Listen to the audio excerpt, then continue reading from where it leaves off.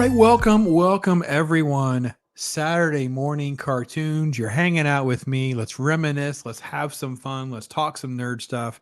Today, we're going to get started with some X-Men animated series. The Dark Phoenix Saga continues. After this video, it's at 9:15 Eastern time. It drops. If you're watching this kind of in real time, check that out. Arwen Avalon was on with me. We talked about some of her favorite memories and cartoons and shows, stuff like that. Then, of course, 9:30, the Batman animated series where I retrospect rewatch. And this week, I actually recorded that on the farm. Did a lot of editing and stuff like that. So I'd love to hear what you guys think. How did I do? Did I do all right? You like that more? Like that less? We'll see how it goes. So anyway, let's talk about X-Men. And yes, by the way, there will be plenty of commercials. We'll do that too. You guys are loving that. So let's have some fun with that.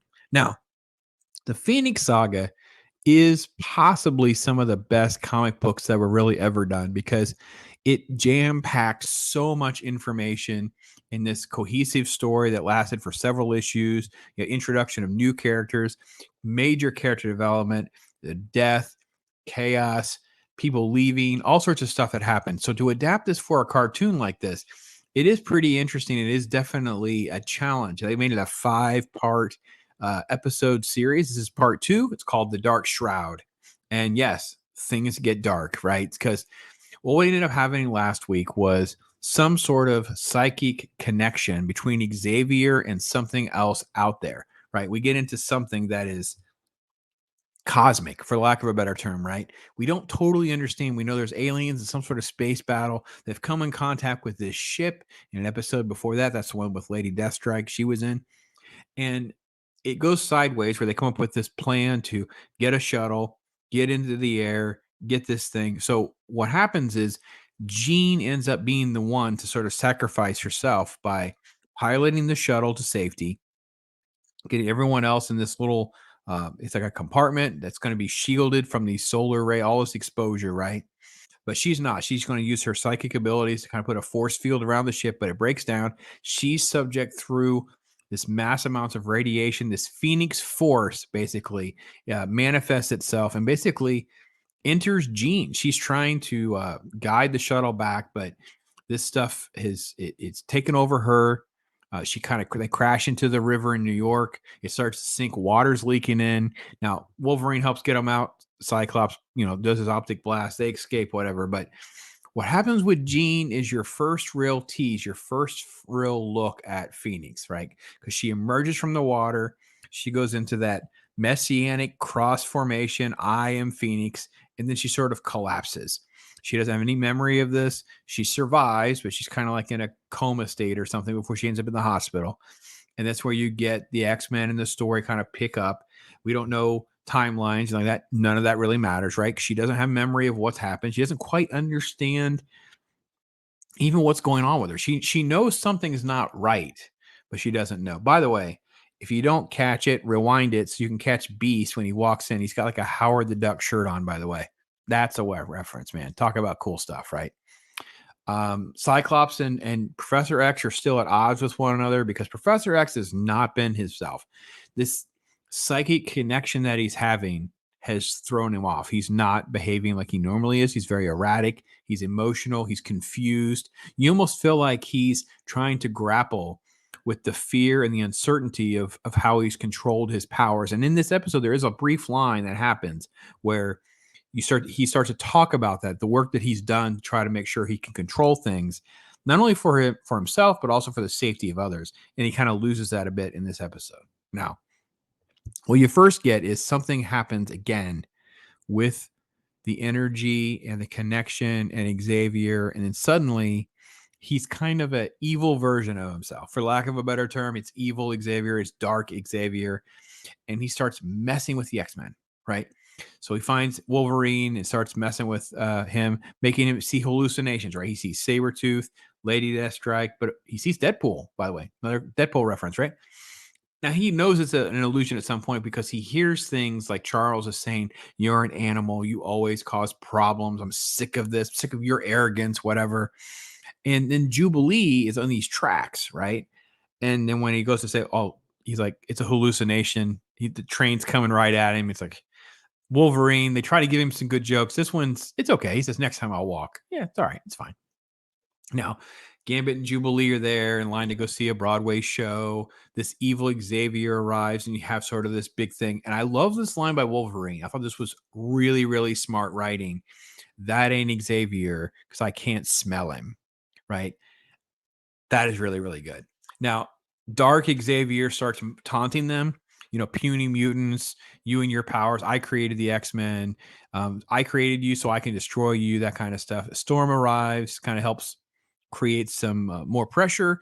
And of course, this is when you start to realize, are they hallucinating too? Because uh, they're they're not seeing the same thing that these police officers. The police have been rallied there because obviously there's all this conflict, and the police don't see any of this, right? So, um, Wolverine's. This is where he actually says the line. He's not there. I can't smell him. And this astral dark Xavier, is there now. When he's confronted with Jean and him are sort of like at odds, right? And he Xavier's kind of brought to light like there's something really bad happening. My dark side is not under control. I don't know what to do. And you have a quick shot with Eric the Red. He's sort of the antagonist in all of this and knows that Xavier is the key to everything, right? And Xavier decides that he should isolate himself again. Now, again, I've said this all along. This is one of the tricks that you have to do with the X-Men, right? You have to come up with contrived reasons to get Xavier sort of away from a lot of the action because he's so powerful. A lot of the conflicts wouldn't last because he would just be able to shut things down. So this is another way for the story to kind of progress without have him sort of directly involved. He's going to be connected to sort of a secondary subplot with Lilandra. So we're going to get to that. Now, let's do this. Before we get to that, before we continue, what should we do? We should take a commercial break. That's right. We'll be right back. It's Star Wars radio-controlled R2-D2. Two 9-volt and 2C alkaline batteries not included. You can make R2-D2 move, beep, and flash his light by wireless radio control. Hey, let me try. You can make R2 move forward, Look out, Dad! backward, turn and beep. Hurry, turn, Dad! Radio-controlled R2-D2 from the Star Wars collection by Kenner. Something's coming up the plumbing for Luigi's in a bind. Giant turtles out to get him, creepy crabs are right behind. Fighter flies, jeepers, yikes, they're all coming out the pipes. Mario, where are you? It's Atari Mario Brothers with Mario from Donkey Kong, his brother Luigi, and lots of crazy creatures. And it's twice the fun when two play at once, because you need all the help you can get. Mario, where are you? Mario Brothers, new from Atari. Okay, it's a short one, but we had some fun, right? You loved it. Come on. We got to spend hours in front of the TV. We're watching cereal and Pop-Tarts and toys, and it was the best. If you missed out on Saturday morning cartoons, I really, really feel for you. You really missed out on something that was almost like an event, part of our lives. It was something really special. So, okay, we're talking about X-Men though. Xavier flies off to Muir Island to be with where Moira McTaggart. They really go heavy on her accent, by the way, which I really don't care for. Even though I get it, I don't care for it. She introduces Xavier to her fiance, Sean Cassidy, right? By the way, this is like a douchey version of Xavier. Like, I know this is not supposed to be dark Xavier, but he's kind of like, I just want to go to my room and lay down. I'm like, whoa, what's going on with you, Charles? Calm down, man. But you really get this connection with Lilandra. She's going to talk about the Mcron crystal. This crystal basically can become a weapon. It's very, very dangerous. If it breached, it can like destroy galaxies. It seems like the kind of contrived thing where comic books and Marvel are always trying to escalate things to be bigger. It's not just a galaxy. Now it's a multiverse. Now one multiverse. It's all the multiverse, that kind of stuff. So it's not my most favorite element of plot devices and things like that, but I get it. It's fine. And anyway, so Xavier's there, and then finally he starts to have like an actual interaction with Lilandra, right? She makes her presence known. And then it's like, well, what led me here to you, right? And she starts to say, listen, it's kind of like love. It's a bond. There's some sort of psychic connection that we have. And remember, this is a kid's show. Think about what we were experiencing here. We were experiencing the heroes going on a space adventure that goes sideways, and the female lead in the team, or one of the female leads, because there's, the four, sacrifices herself, exposes herself to this radiation. She's slowly transforming into something else. There's an alien group that could possibly destroy all of the galaxies. Do you have this sort of emotional moment where someone is explaining love and connection and a bond that's greater, right? And I love this line about, I've seen your face like 1,000 times in my dream. Like there's something special here. There's something different here, right? I think that there's so much maturity that's interwoven in the writing, not just the comic books and also in the show. And I will admit that some of the animation really has fallen off in season 3. I didn't go through the list of animators to figure out, maybe certain people have left, maybe they rushed, sped up their timelines. I'm not sure. I don't know if it's really more like the inking versus some of the, typical art, but it just seems like something's not quite as interesting as it has been in the first couple seasons, but it's not horrible either. Now, they're also dealing with some really good fun stories, so I'm more in it for kind of the meat and potatoes of that, but I also can't overly praise the show for the other element, which is about presentation. The soundtrack and the music cuts are not there. We didn't get our typical da-da-da moment. We didn't get our X-Men theme. We didn't get Juggernaut. Juggernaut comes in at the literally, it's like the last second, grabs Lalandra, cut. See you next week, folks. That kind of thing. So it has a cliffhanger. It has so many positive elements that I don't want to come across as though I'm bashing the show, because I am not. I'm having a good time. And I hope you are too, because I want to hear from you. Did you read Dark Saga Phoenix? Did you Dark Phoenix Saga? If you love the show, what are your thoughts? Where are we at on things? What do you think about season 3 compared to other seasons? That kind of thing.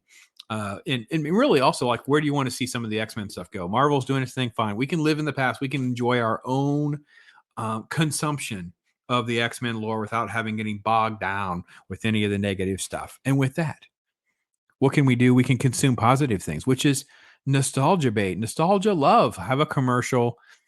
Hang around if you want. Come back and see Arwen. Come back and see me talk about Batman. Hopefully you'll be with me again next week. We'll continue Dark Saga. I think it's just called Phoenix Saga for the cartoon, but it was called the Dark Phoenix Saga. But the Phoenix Saga is going to continue with part 3 next week. We'll continue to talk all of that with you. I am Pops. Thank you so much for being here. $6 million man, ready to operate and command. Colonel Steve Austin is the $6 million man, complete with the technology to replace his bionic modules. Check him out with the bionic transport and repair station. Control his amazing lifting strength. See through his wide-angle bionic eye. The man, his bionic transport that becomes a repair station, and a working backpack radio. That new goalie looks a little green. Give me a smack. Whoa! I meant Kellogg's Sugar Smacks. Smack, smack, sugar smacks. I dig 'em. Give me a smack, and I'll smack you back. Fun to eat those puffs of wheat. Kellogg's Sugar Smacks. You still too green for Ace of Smack Shot. Nope, too yellow. Kellogg's Sugar Smacks, part of this nutritious breakfast. You'll dig 'em. See what everyone's talking about. Watch Batman, the animated series, weekday afternoons on Fox. Ah!